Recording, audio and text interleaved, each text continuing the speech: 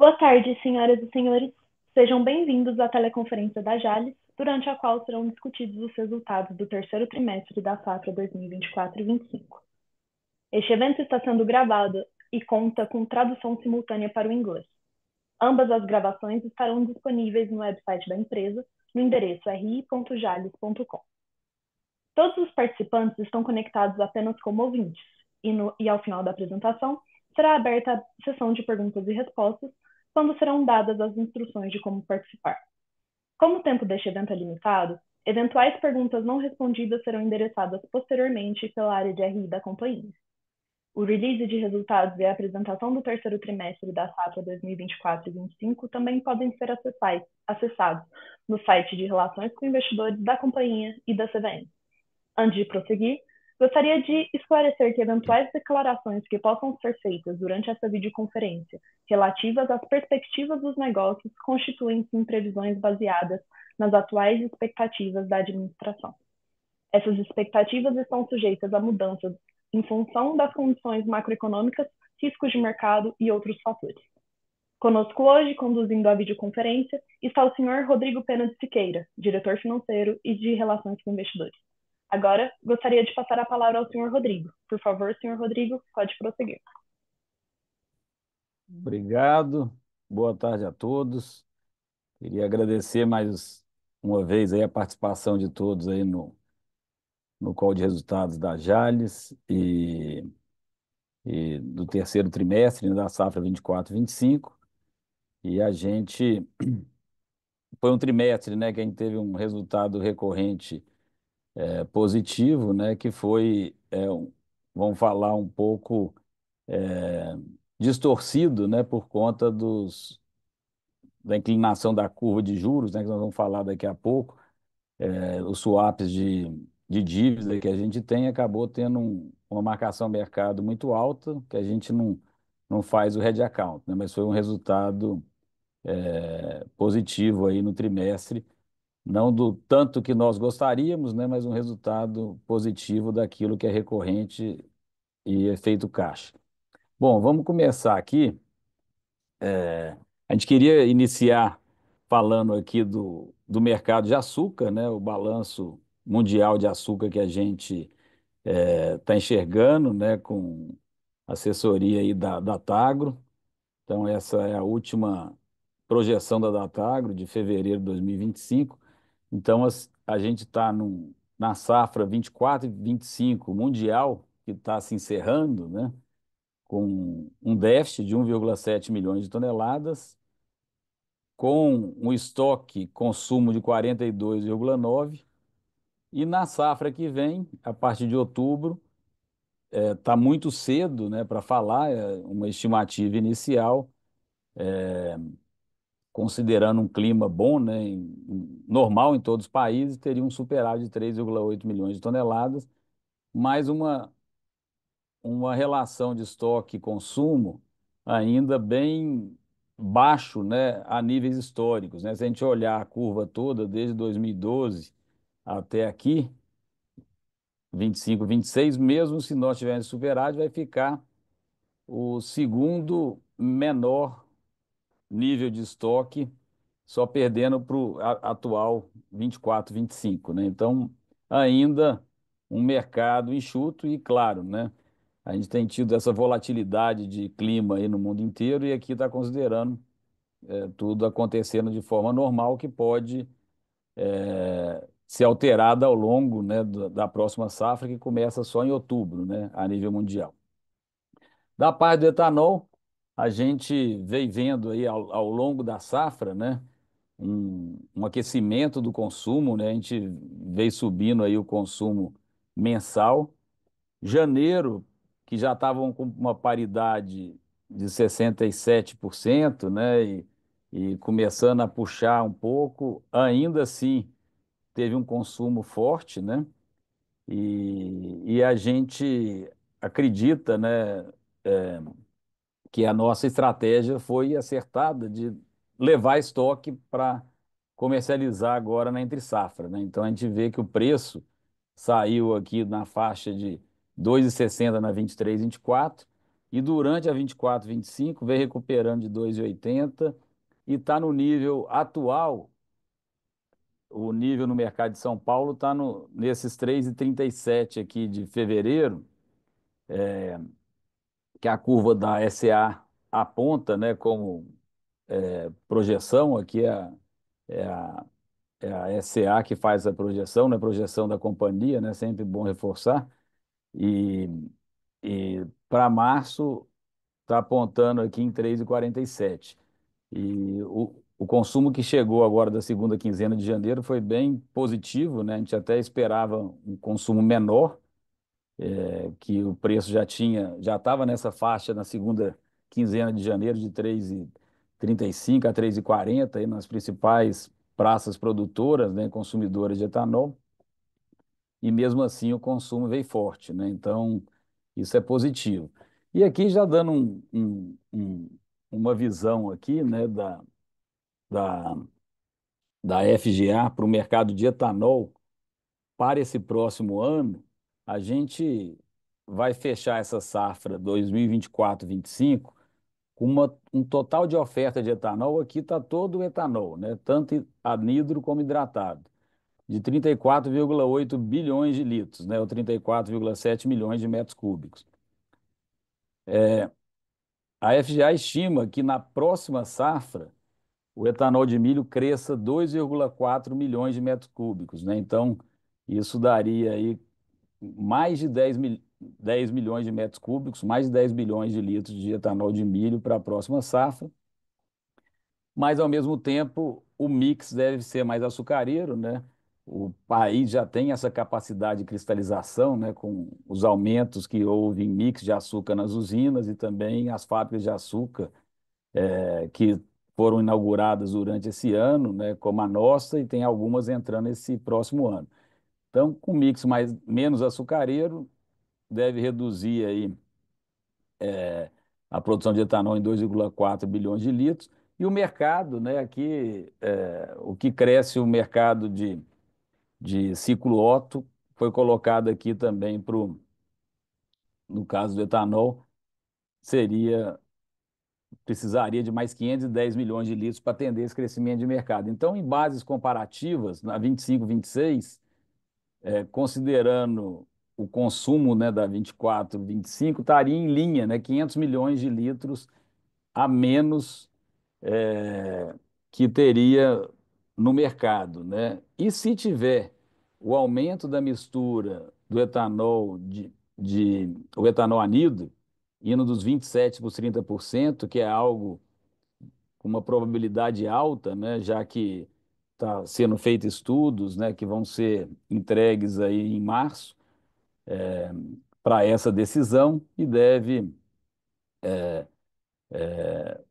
assim, existe uma grande possibilidade, né, de a gente ter aí, na próxima safra, ela quase inteira aí com mistura a 30%. Isso tiraria do mercado mais 1,2 bilhões de litros. Teria necessidade, né, de ter no mercado esse volume 1,2 a mais por causa desse aumento de mistura. Então, teria uma oferta comparável, né, com a safra 24, 25 de 33 bilhões de litros, né, um bi 600 a menos. Por que que a gente está falando tudo isso, né? Então, esse ano, se a gente vai fechar aí com uma paridade média, né? Aqui a gente não colocou a paridade média aqui, mas ela vai dar na casa de uns 67, 66, 67%. O ano que vem a tendência é que isso seja um pouco acima disso, né? Porque vai estar menos ofertado, o consumo está forte, né? Então, tudo indica que a gente vai ter um mercado de etanol para a próxima safra enxuto, com uma oferta menor de etanol, e então devemos ter preço equivalente a essa safra um pouco melhor. O E30, que é a mistura do etanol anidro, 30%, na gasolina de 30%, que ajudaria bastante esse mercado mais enxuto. Se não tiver, ele fica mais ou menos em linha com o do ano anterior. Aqui, vamos para os destaques operacionais, aqui eu vou comentar só do acumulado, né, que eu acho que faz muito mais sentido do que falar dos números do trimestre, né? Então a gente fechou a safra aí com 7,9 milhões de toneladas. O guidance nosso, né, que a gente havia passado era 8.230, teve uma frustração, né, do nosso volume de moagem, né, foi abaixo do que a gente esperava. A gente teve uma área colhida maior, né? A empresa está em expansão, e uma produtividade média de 84,5. Queria destacar aqui, né, que a unidade Jales, que é a maior unidade, teve uma produtividade recorde, né, de 97,5 contra 90 na safra anterior. A unidade Otávio Lage caiu, né, de 93 para 90, algo que a gente não esperava, né, para a unidade Otávio Lage. E Santa Vitória caiu de 70 para 65, muito em função da seca que lá foi sentida, né, que não teve chuva em maio, e setembro também não choveu nessa safra agora, então a cana ficou bem seca, bem sentida e acabou tendo uma quebra na unidade de Santa Vitória. Quando a gente vem aqui para o total de ATR por hectare, nós tivemos aí 11,9, 2% abaixo do ano passado. O TCH foi mais alto, mas o ATR foi menor, né? Ele foi 3,8% menor que o ano anterior. Então, olhando todo o conjunto da ópera, né, que é o tonelada de ATR por hectare, foi 2% abaixo do ano passado. Também foi uma frustração aí no nosso guidance. O mix de produção, a gente conseguiu avançar bastante aqui, né? Pouco, enquanto o Centro-Sul caiu dos 49, mais de 49 ano passado, deve fechar com os 48 esse ano, mesmo com o aumento da capacidade de cristalização, a gente, apesar de menos que a gente gostaria, né, a gente saiu dos 38 para 44, com o início da planta de Santa Vitória, que entrou mais ou menos no meio da safra e teve um ramp-up um pouco mais lento do que o que a empresa inicialmente estimava. A idade média do canavial fechou em 3,2 anos, manteve estável em relação ao ano anterior. E aqui falando um pouco do clima que nós estamos vendo, o que tem acontecido nas nossas três unidades de chuva nesse esse primeiro, até janeiro agora, até janeiro, que a gente teve de chuva. Então vocês podem ver que tanto na Jales, na unidade de Jales, na unidade de Otávio Lage, nós somos com chuva depois de outubro acima da média histórica, né? Então, chuvas muito boas em outubro, que é um mês importante para a gente aqui. O ano passado teve uma surpresa, uma chuva de 40 milímetros, né, em setembro, que a gente não costuma ter. Teve o ano passado, foi uma surpresa positiva, mas outubro desse ano foi muito melhor que o ano passado. Novembro também foi bom, dezembro está na média histórica, né, e janeiro um pouco acima da média histórica. Unidade Otávio Lage, todos os meses de outubro para cá, acima da média histórica. E Santa Vitória, todos os meses também acima da média histórica, exceto janeiro. Então, a chuva tá bem favorável, né, nesse ano até aqui. É muito importante a chuva de abril, né? A chuva de abril é muito importante também na formação da próxima safra. Então, a gente tem ainda aí 3 meses, né, de chuva nas unidades de Goiás e 4 meses ainda de chuva. Aliás, já foi janeiro, né? Então nós temos 3 meses de chuva na Santa Vitória ainda e 2 meses nas unidades de Goiás, dando destaque aí para o abril. Bom, aqui a gente, falando em preço de açúcar, né, a gente conseguiu comercializar 2% melhor que o ano passado, uma média de 2.809 aí, reais por tonelada de açúcar e um volume maior, porque o nosso mix foi maior, né? Comercializamos aí 2 mil toneladas de açúcar até aqui.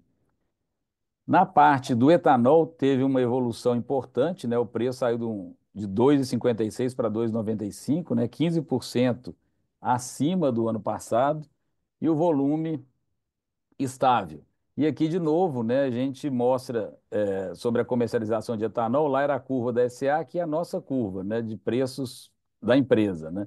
Então a gente vê que, ao contrário do ano passado, né, o etanol só foi recuperando ao longo da safra e agora está no seu melhor momento aí.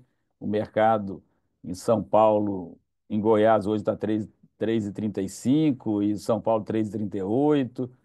Então está um nível de preços melhor. Agora, em fevereiro, teve o aumento do imposto da gasolina, né? Então também trouxe uma vantagem adicional, e a gente tem ficado aí nas últimas semanas aí entre 15 e 20 centavos de defasagem, né, em relação ao PPI, que, que a Petrobras, nesses níveis, né, não tem dado aumento na gasolina. Se der, é um fator a mais aí para ajudar nos preços do etanol.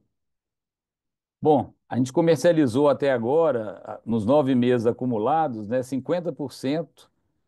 Desculpa, a gente fez um mix, né, de comercialização de 49,8% até aqui, e também fizemos uma comercialização de todo o ATR que nós produzimos entre etanol e açúcar, né? Nós já fizemos 71% da comercialização de todo o ATR produzido pela empresa.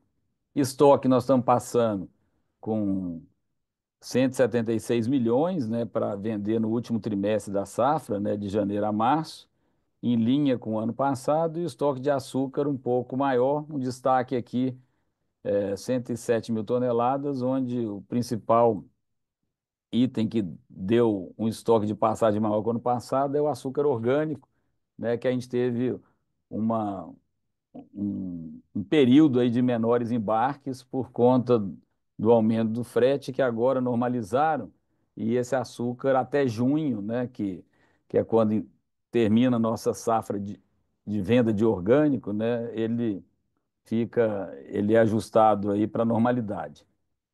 Bom, EBIT, falando aqui dos 9 meses também, a gente fechou com uma margem EBIT de 19,4, 326 milhões, né, melhor que o ano passado, e um EBITDA de 950 milhões contra 910. O lucro líquido, a gente acabou, como a gente falou, a gente acabou tendo um resultado negativo pelos efeitos da marcação a mercado, que eu vou falar um pouco adiante, que é no próximo slide. Então, aqui a gente mostrou duas situações, né? Em dezembro, a gente estava com açúcar aqui nesse patamar e nossos heads estavam nesse patamar. O head nosso do açúcar é a soma das marcações a mercado de açúcar e câmbio, porque a gente sempre fecha em reais, mas muitas vezes vem duas operações, né? Nas instituições que a gente fecha, uma de açúcar e uma de câmbio, né? Então, a gente passou com MTM, na soma dos dois aqui, de quase 70 milhões negativo, né? Que o açúcar estava aqui acima. Agora, em janeiro, ó, já está no nível que a gente está fixado. Agora, o maior impacto na marcação a mercado, e lembrando que a gente não faz head account, que esse realmente foi um pouco dessa deterioração fiscal, né, do governo federal e o pacote de gastos, né? Acho que vocês sabem todos melhor até que nós, né? Mas acabou abrindo muitas curvas de juros, né? E como a gente transformou toda a nossa dívida captada em IPCA+, em CDI, a um custo médio, né? Que nossa dívida toda em CDI tem um custo médio de CDI mais 0,7. Mas como a curva abriu, aqui, ó, no segundo trimestre de 25, né, ela já estava ali na casa de 6,7. No primeiro ela estava 5,5, 6,5, 6,5. no longo prazo, e ela, no segundo trimestre, ela estava na casa de 6,7, ela subiu, abriu aí para 8 no curto prazo e 7,5 aí num prazo mais longo. Como as nossas operações de dívida estão na casa aí, são de 10 anos, né? 7, 10 anos, acabou inclinando toda essa curva e a gente teve, só no trimestre, nós tivemos 90 milhões de marcação a mercado aí da dívida. Então, um total aí de 157 milhões no trimestre, enquanto ano passado teve 288 positivo, né? Quando a gente olha o lucro caixa da companhia, no 3T foi 32 milhões contra 14 o ano passado. Então foi bem melhor, né? O lucro caixa que a gente exclui esses efeitos, né? Tanto de variação de biológico, imposto de renda não caixa e também toda a parte de marcação a mercado aí não caixa. Tudo isso aqui é marcação a mercado não caixa, é 157 milhões. Então isso aqui deu um impacto importante aí no resultado, no lucro líquido da empresa.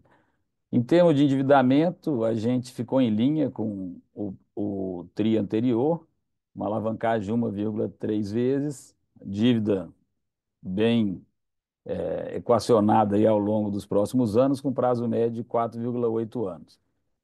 O RED, né, nós estamos aí com RED de, de 83% da nosso volume disponível da próxima safra e 69% da 26, 27 feito, no nível de 2,431, 2,458. A 27, 28 só tem 1%, né, da safra feita a 2,601. E o que nós temos de safras fixadas do nosso volume disponível, da capacidade de produzir açúcar convencional da empresa, que a gente tira o orgânico, né? Então, nós temos 1,3 vezes safras de açúcar convencional fixada para frente, que dão esse total de 714 mil toneladas. Bom, em termos de custo, aqui, olhando para o custo nosso de produção, a gente teve um custo em reais 2% mais caro, em reais por tonelada de ATR, aqui é custo de produção, a gente teve 2% de custo a menor, em centos por libra-peso, 12 porque o câmbio subiu, né? Mas é interessante olhar esse 1,7. A gente até achava, tinha uma expectativa de ser até um pouco menor, mas dado que a gente teve uma frustração em relação à nossa projeção, né, que a gente, do guidance que nós soltamos de produtividade, e ATR, né, de TCH e ATR, né, de a tonelada de ATR por hectare, isso acabou impactando de não ter sido melhor aí nosso custo de produção. O que eu vou passar rápido aqui é só um- mostrando aqui, né, a gente praticamente terminou as nossos investimentos aí nas unidades Jales e Otávio Lage. Só falta agora um pouco de cana de expansão para esse ano. E a fábrica de açúcar, né, também foi encerrada, né, e a gente gastou 8 milhões a mais que o estimado, porém a capacidade da fábrica foi 33% maior do que a gente estimou inicialmente. Bom, era o que a gente gostaria de passar para todos e dar esse overview do trimestre e a gente vai estar disponível aqui para perguntas e respostas. Senhoras e senhores, iniciaremos agora a sessão de perguntas e respostas. Para fazer uma pergunta, utilize o botão de Q&A do aplicativo, clicando no ícone localizado na parte inferior de sua tela. Caso queira participar por áudio, apenas escreva nesse campo do Q&A que gostaria de fazer uma pergunta e seu microfone será aberto posteriormente, quando o seu nome for anunciado. A pergunta também pode ser enviada por escrito, sendo digitado diretamente nesse mesmo campo de Q&A. Caso esteja conectado por telefone, também é possível fazer perguntas. Nesse caso, digite *9 no seu telefone. Após ter seu nome anunciado, você ouvirá um comando para digitar *6, que permitirá abrir seu telefone. Esse comando deverá ser feito apenas uma vez. Nossa primeira pergunta vem do Sr. Matheus Enfeld, da UBS. Por favor, Sr. Matheus, pode prosseguir. Oi, boa tarde, Rodrigo, time Jales. Obrigado por pegar minhas perguntas. Minha primeira pergunta aqui é em custo caixa. A gente viu um aumento do CPV caixa nesse trimestre bastante relevante, tanto em operação quanto manutenção e também em pessoal. E daí eu queria entender o quanto disso é recorrente, um sinal de inflação de custo mesmo, ou o quanto tem não recorrente desse período específico, porque foi um trimestre talvez com uma produtividade que sofreu um pouco, entender o quanto disso é recorrente, quanto é não recorrente e o que dá para esperar de evolução de custo daqui para frente. E daí, minha segunda pergunta, Rodrigo, em alocação de capital, assim, você mostrou, acho que nos últimos slides, falta pouco ali para concluir o plano de expansão, o CAPEX de expansão ali do plano do IPO, ainda tem alguma coisa para chegar lá nos 9 milhões de toneladas, mas dá para começar a pensar num 2025 ou 26 com potencial de geração de caixa bem maior, né? E daí eu queria pensar na prioridade de vocês para a safra que vem. Tem ainda uma desalavancagem, talvez pequena, mas o que dá para pensar em alocação de capital para frente? Vocês tinham falado de etanol de milho, alguns outros investimentos potenciais. Se você pudesse elencar algumas prioridades para a companhia, sei que não tem decisão ainda, mas o que seria talvez uma lista de prioridades para pensar. É isso. Obrigado, Rodrigo. Obrigado, obrigado, Matheus, pela participação e obrigado pelas perguntas também. Boas perguntas. Vou começar pela primeira, do curso do trimestre, né? A gente sempre gosta de olhar a safra como um todo, né? Porque o trimestre, às vezes, pode ter distorções e, de fato, nesse trimestre específico, a gente teve um outubro muito chuvoso, quando a gente normalmente consegue moer muito. Em novembro também entrou chuvoso. Então a gente terminou, mesmo tendo uma frustração da moagem, né? Até não comentei no call, mas nós ficamos aí com umas 40, 50 mil toneladas de cana bisada, né? A gente tinha mais 40, 50 mil toneladas, a gente não conseguiu moer, porque choveu muito, como eu mostrei ali em outubro e novembro, e a safra empurrou para frente. Quando a safra empurra para frente, acaba que você tem um custo muito maior para tirar essa safra, porque, vamos falar assim, a otimização do maquinário e da mão de obra é tudo muito pior na colheita, né?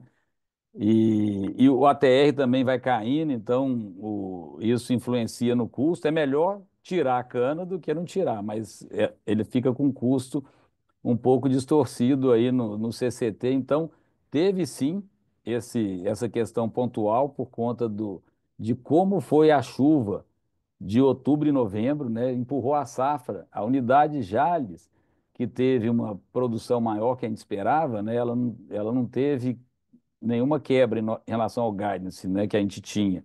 Ela teve foi um aumento de.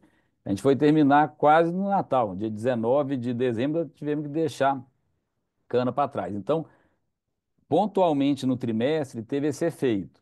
Quando você olha o custo caixa total da empresa, colocando todos os CAPEX recorrentes até agora, ele subiu no ano, subiu, assim, a gente esperava aí na casa de 3%, né? E acabou dando um pouco mais em função desse TCH e do ATR menor, como a gente falou.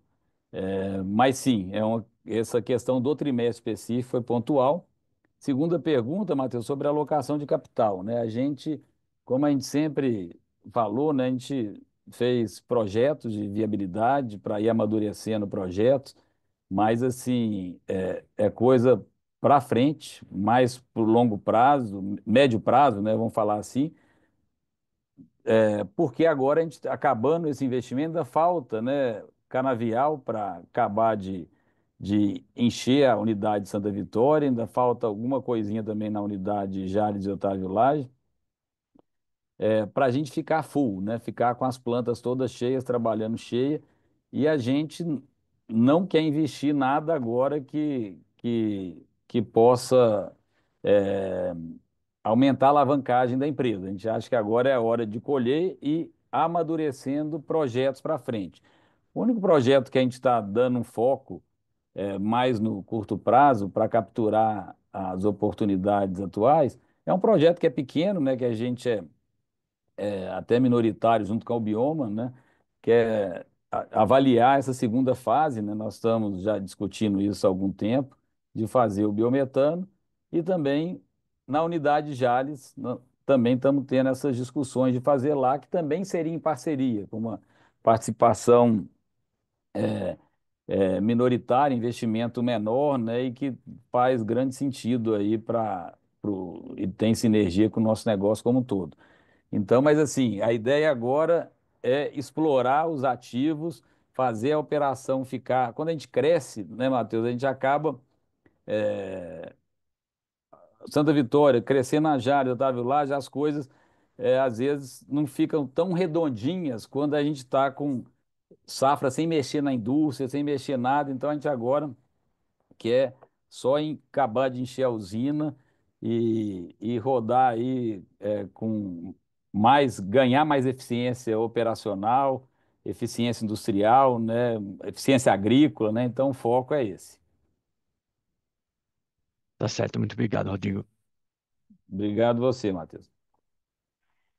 Nossa próxima pergunta vem do senhor Pedro Fontana, do Bradesco BBI. Por favor, senhor Pedro, pode prosseguir.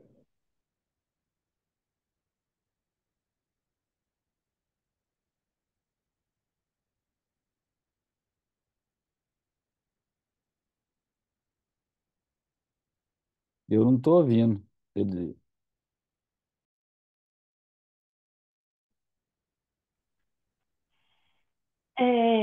Nossa próxima pergunta, então, vem do senhor Pedro Fonseca, da XP. Por favor, senhor Pedro, pode prosseguir.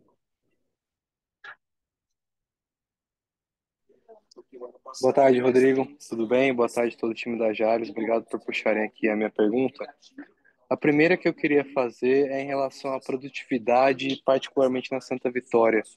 Acho que aquele slide, Rodrigo, que você mostra ali no slide 9 de chuvas é bem bacana. E a pergunta que eu tenho é o que a gente pode esperar de talvez recuperação de produtividade na Santa Vitória para a próxima safra e como isso altera ou não altera o plano de ramp-up de moagem da companhia e o objetivo final de chegar a 9 milhões de toneladas de moagem em 26, 27. Essa seria a minha primeira pergunta. A segunda pergunta é talvez uma pergunta um pouco mais estrutural sobre o business de açúcar orgânico, né? A companhia comenta um cenário melhor para a exportação de açúcar orgânico, mas acho que ainda aquém, né? E essa dificuldade no mercado de açúcar orgânico já acontece há algum tempo. E a pergunta que eu tenho é o que vocês enxergam estruturalmente, né, para o business de açúcar orgânico, né? Se vocês enxergam aí no horizonte previsível uma normalização ou se eventualmente a gente pode estar indo para um estrutural mais difícil do açúcar orgânico, e isso eventualmente impactar aí o mix de produção da companhia, né? Se existe hoje essa discussão de eventualmente talvez diminuir a produção de açúcar orgânico e migrar mais para o VHP. Esses são meus pontos. Obrigado, pessoal. Obrigado, Pedro. Obrigado pela participação, acompanhamento aí de sempre, Pedro.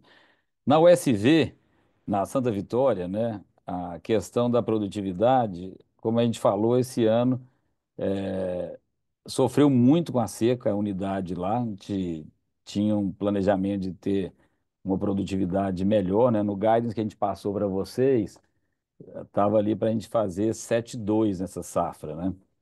De produtividade, 7,1, 7,1, 7,2. E a gente fechou aí com 65, né? Então ela sentiu muito a seca, a Santa Vitória, e o ano anterior tinha dado 70 praticamente, mas porque teve um clima muito favorável, né? Ela não tinha condição de estar no nível de 70 na próxima safra, mas o clima ajudou que tivesse. E esse ano, sim, era para estar aí um pouco acima dos 70, e o clima fez o efeito inverso, né? Então a gente a gente tem essa projeção de na 26, 27 chegar aí próximo dos 80, né? A gente divulgou essa projeção lá atrás, né, no nosso Jalizei, que a gente queria chegar em 79 até 26, 27. Então, essa é a nossa meta e é o que a gente está buscando na Santa Vitória. E chegar nos 2,7 milhões lá também, né, Pedro? E agora, sobre o açúcar orgânico, a gente não enxerga um problema estrutural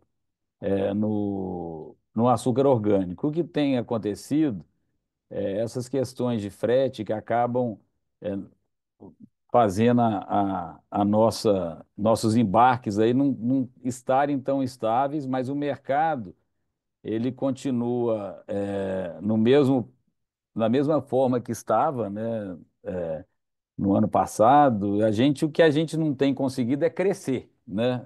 A gente está de uma forma meio estável no mercado externo e temos crescido no mercado interno, que é a menor parte, né? A gente tem 15% do açúcar orgânico no mercado interno e 85% no mercado externo. No mercado interno, a gente tem conseguido crescer, né, com a presença no varejo maior e tudo, mas ainda é a menor parte.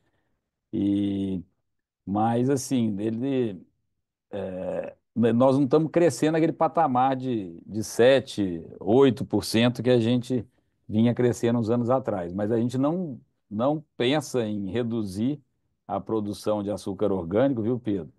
E a ideia é buscar crescer, né? Voltar a crescer, já que esse mercado ele tem uma tendência de crescimento para frente. Acho que, não sei se respondi todas as dúvidas. Respondeu sim, Rodrigo. Respondeu super claro. Obrigadão. Tá bom, obrigado, Pedro. Nossa próxima pergunta vem do senhor Pedro Gama, do Citi. Por favor, senhor Pedro, pode prosseguir também. Boa tarde, Rodrigo. Tudo bem? Obrigado pelas perguntas. Do meu lado, eu tenho uma pergunta e dois follow-ups. Uma pergunta do Matheus e outra do Pedro. Mas, primeiramente, sim, eu sei que vocês ainda não publicaram um guidance da próxima safra, mas tendo em vista que você já comentou com relação às chuvas, etc., o que dá para a gente esperar assim, de forma qualitativa? Sim, a gente já pode esperar que a companhia vai atingir esses 9 milhões de moagem. Assim, o que você está vendo de custo, né? Assim, imagino que a companhia já deve ter iniciado a compra de alguns insumos. A gente pode esperar a redução de um custo unitário. Como é que está o custo de mão de obra? E com relação aos follow-ups, primeiro na Santa Vitória, sim, eu queria que você pudesse, se você puder relembrar o plano de crescimento de Santa Vitória, né? O que que falta além do crescimento de produtividade? Se ainda falta um crescimento relevante em área de plantio, se vocês pretendem contar com a moagem de cana de terceiros. E na alocação de capital, eu queria só relembrar qual a alavancagem target que vocês estão buscando. E é isso, obrigado.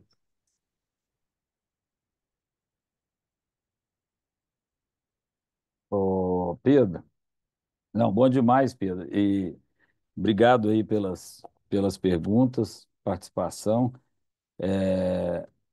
Pedro, sobre custos, né, para a próxima safra, a gente até estava, a parte de insumos, né, ia ter um impacto aí com esse câmbio que estava mais esticado, né? Sim, que tinha chegado em 6,20 e tudo, agora voltou aí para os 5,80, né? Um pouco abaixo de 5,80. Então, diminuiu essa pressão, né? Na parte aí de insumos. Então, deve ter um aumento pequeno, né? Nos insumos, que o câmbio médio está um pouco mais alto do que no ano passado. Os insumos, em geral, o preço internacional estão muito em linha aí, parecidos com o ano passado, então a gente é mais a questão do câmbio mesmo.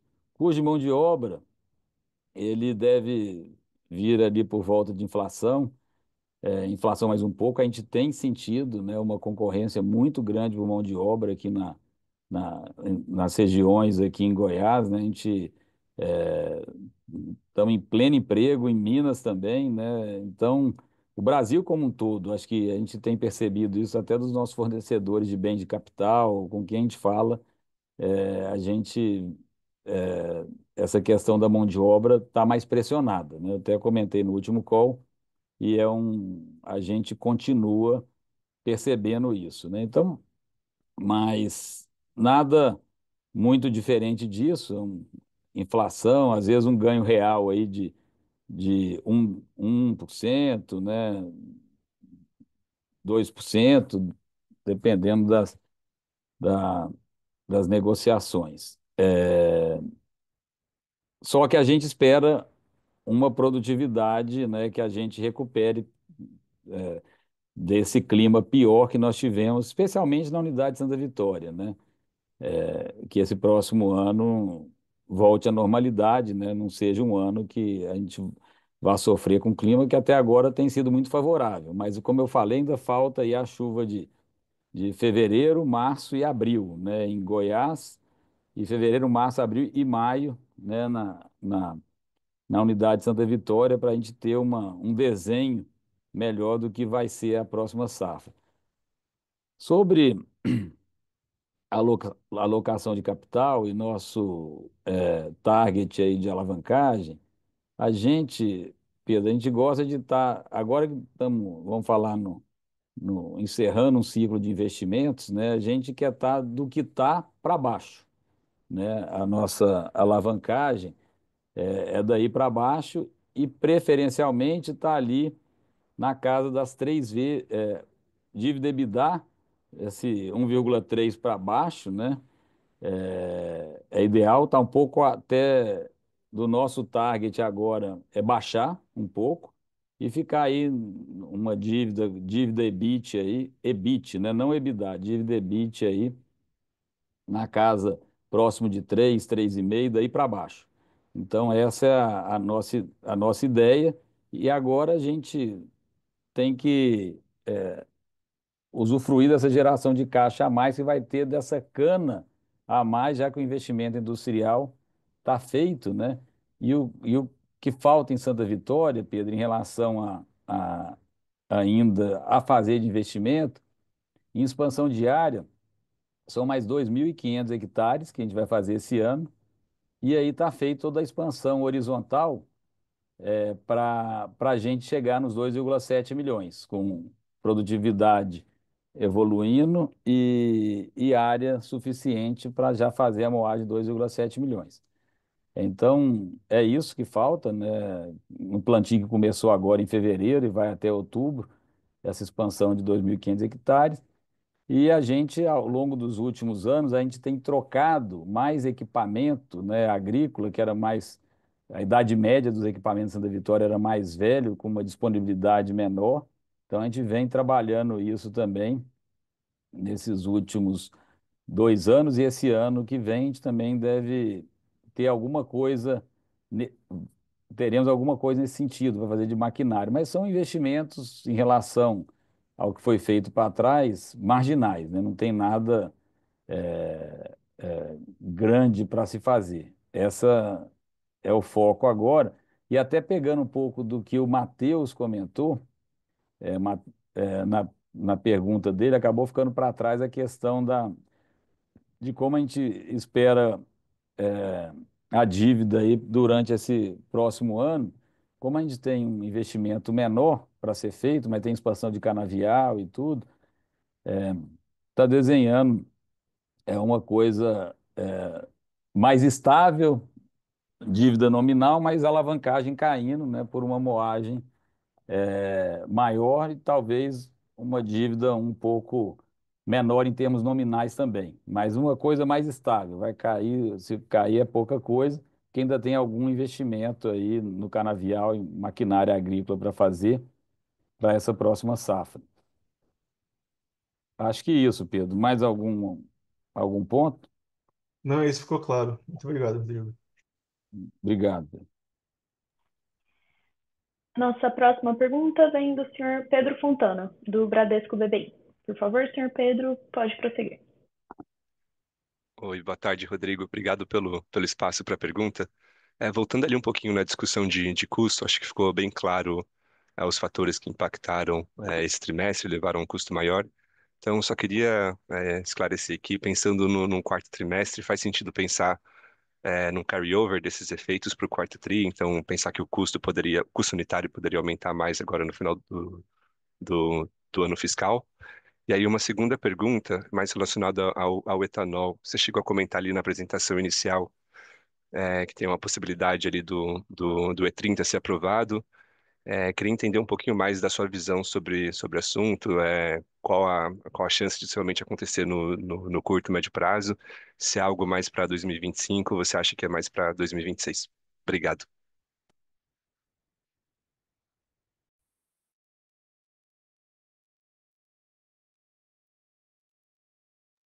Ó, desculpa, estava no mudo aqui, gente. Obrigado, Pedro, pela participação e pelas perguntas. Sobre o custo unitário do 4T, como agora a gente não tem mais safra, né? O custo já está todo formado, né? Ele está todo no estoque e, e então ele não vai ter alteração aí no quatrimestre, que a gente não teve mais moagem, né? O que tem é só empacotamento, às vezes, de açúcar, né? Que a gente faz, mas pouca coisa aí nesse trimestre. Então não tem mais alteração, né, no curso. Ele já está formado. O que vai acontecer é vender o estoque disponível, né, e a gente acaba deixando alguma coisa no estoque para o início da próxima safra em abril, mas é um estoque de passagem pequeno. E o E30, o momento que nós estamos está tendo um grupo de trabalho, né, que está fazendo os testes, né? Foi encomendado uns testes para serem feitos aí sobre o uso do E30 nos veículos e tudo, que ficou de se terminar agora em março. E depois, terminando esses testes,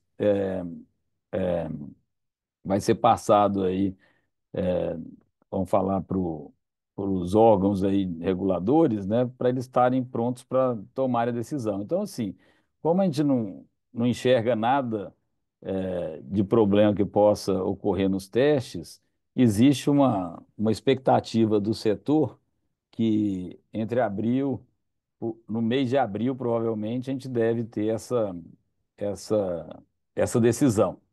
Então, ali abril, maio, que daria para ter esse etanol anidro com mistura de 30%, praticamente por toda a safra 25, 26.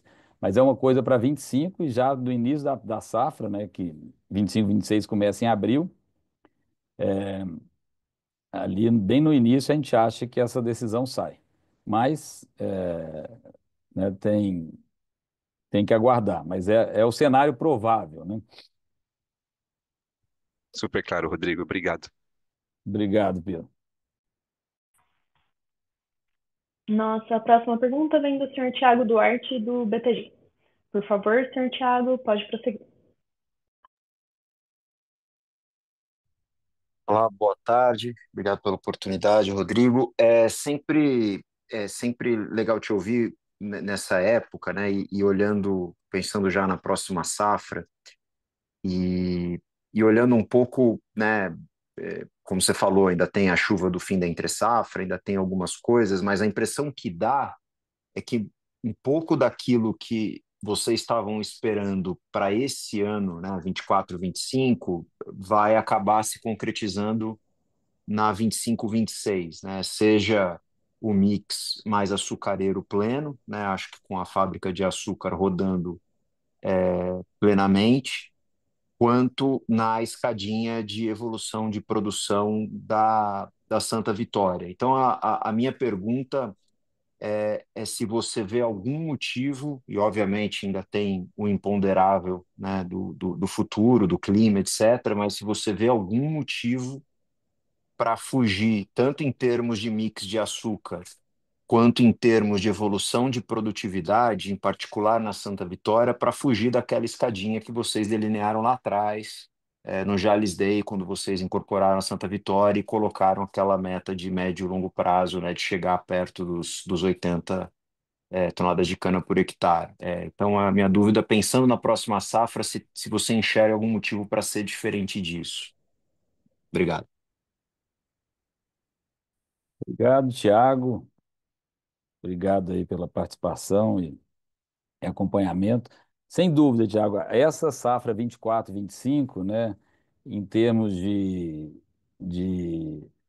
nossa operação em si, ficou um pouco abaixo daquilo que a gente estava esperando para o ano, né, que foi tanto o mix, que a gente falou aqui em outras oportunidades, né, que como a fábrica de açúcar ficou pronta no final de junho, que deu 2 meses, né, a mais do que a gente imaginou, e o ramp-up também foi lento, a gente acabou fazendo esse mix de 44, quando a gente esperava fazer um mix aí de quase 51, 50,6. É bom, importante frisar também que o Centro-Sul todo, né, apanhou um pouco com o mix por causa da qualidade da matéria-prima, que nós também sentimos isso em Santa Vitória quando a fábrica começou a engrenar, a matéria-prima ficou muito ruim, né, por conta de um ATR baixo e essa seca, então lá sofreu com a qualidade da matéria-prima. Então, o ano que vem, a gente já teve uma safra, a gente também fez ajustes, né, na unidade Otávio Lage, né, que a gente puxou ela para sair de um mix de 45 para 60. Também nesse primeiro ano não conseguiu fazer o 60, que mudou algumas coisas na planta, né? Então até a operação ajustar. Então, isso que quando a gente mexe muita coisa, né, acaba que tem mais chance das coisas não estarem tão ajustadas. A gente mexeu em muita coisa, no Otávio Lage, Santa Vitória, fábrica de açúcar, que começou no meio da safra. Então, a resposta para sua pergunta é sim. A gente acredita que no ano que vem a gente vai poder usar a nossa capacidade de mix, né, que é 55, 56, né, a soma de todas as unidades, 2 unidades com 60 e Santa Vitória ali com quase 50 no nível de produção que nós vamos ter lá nesse próximo ano.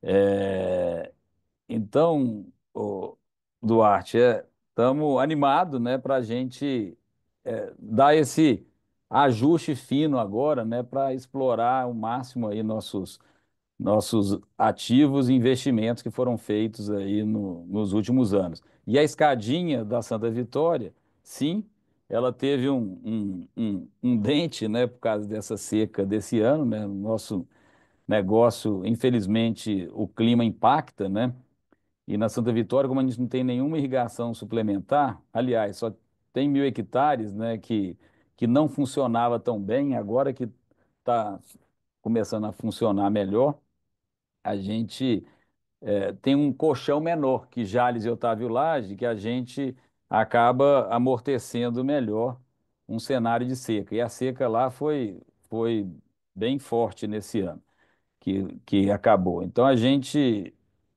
acha sim que agora nós vamos seguir nosso caminho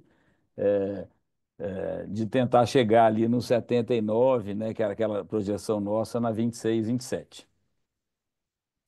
Obrigado, Duarte. Não, excelente. Se eu puder, não sei se eu ainda posso fazer só mais uma, aproveitando Pode sim. o assunto. E quando a gente pensa, né, ficou muito claro que teve um deslocamento, acho que do CAPEX de plantio, né, para o quarto tri. Então, para vocês fecharem esse ano com um CAPEX, tudo indica, acho que parecido com aquilo que o guidance original tinha delineado. E aí, puxando um pouco da resposta que você deu numa outra pergunta, quando a gente pensa no próximo ano, não parece que tem nada muito além daquilo que vocês chamam do CAPEX decorrente mais CAPEX de melhoria, né? Parece que faz sentido ir alguma coisa nessa linha. Ô, Duarte, a gente ainda vai ter um CAPEX de melhoria ainda um pouco acima da normalidade por causa dessa atualização, né, do maquinário agrícola de Santa Vitória, que tinha uma idade média maior. Mas isso específico lá em Santa Vitória, e nós temos de expansão, é o biológico que ainda tem. Em termos de investimentos industriais, foram todos feitos, e agora o que tem nesse ano é esses 2.500 hectares, quase entre 2.500 e 3.000 hectares de expansão na Santa Vitória, e na unidade Jales e Otávio Lage tem mais uns 2.000. Então, isso que a gente tem aí de expansão para essa safra, né? Não tem mais, né, nada assim de expansão industrial, né? E é o que está previsto aí. Então, essa ainda não vai ser assim zero de expansão, porque tem esse biológico e um pouco mais de melhoria. Mas na 26, 27 já não tem nem expansão mais, porque a gente vai ter feito toda a expansão que a gente tinha planejado. Outra Super coisa claro. que também é um esforço também que a gente fez algumas mudanças, é que a gente também espera que a unidade Jales, ela vem respondendo bem, né? A gente saiu lá atrás, tinha uma produtividade de 88, 89 na unidade Jales, ela está em 97, mas a Otávio Lage, que teve ali 3 anos fazendo 100, ela caiu um pouco, né? Fechou com 90 esse ano e nós estamos fazendo algumas ações. Ela cairia um pouco por causa das áreas de expansão, né? Que pega a área que era de pecuária, áreas que às vezes tem um desafio a mais do que as outras áreas, mas era coisa de 1 tonelada, duas que, que a gente esperava cair. Então a gente tem um espaço ali na unidade Otávio Lage para estar num nível de melhor produtividade também. Obrigado, É que a Rodrigo. nossa que a régua é alta aí da produtividade, nossa, né, Duarte, que apesar de estar bem acima, né, do Centro-Sul, né, o Centro-Sul aí tem essa média entre... O que aconteceu esse ano é uma média ali do Centro-Sul, né, o 78, 79, então a gente está bem acima do Centro-Sul, estamos com 95 aí, praticamente, 94 na média das duas unidades de Goiás, que já estamos mais tempo. Mas a gente quer cada vez estar melhor ainda, porque produtividade é fator chave, né, para ter um custo competitivo, né, no nosso setor. Então, é uma coisa que a gente busca sempre. Sem dúvida nenhuma. Obrigado, Rodrigo. Obrigado, Duarte. Boa tarde. Senhoras e senhores, lembrando que para fazer uma pergunta, utilize o botão de Q&A do aplicativo, clicando no ícone localizado na parte inferior de sua tela.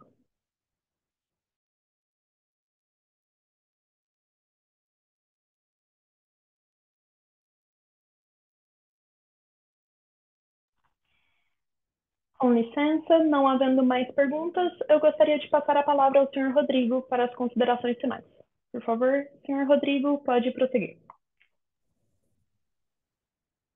Boa tarde, obrigado, Amanda. Queria agradecer a todos mais uma vez aí a participação no call. Tivemos um call com bastante gente aí. Muito obrigado aí por acompanhar a Jales e encontramos aí no próximo call, que é o fechamento aí da safra do trimestre e de um trimestre aí que nós estamos com preços de etanol no melhor momento, né?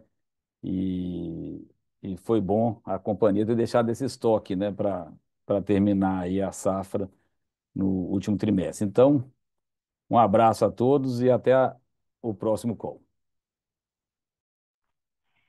A teleconferência do terceiro trimestre de 2025 da Jales está encerrada. Agradecemos a participação de todos. Tenha uma boa tarde. Obrigada.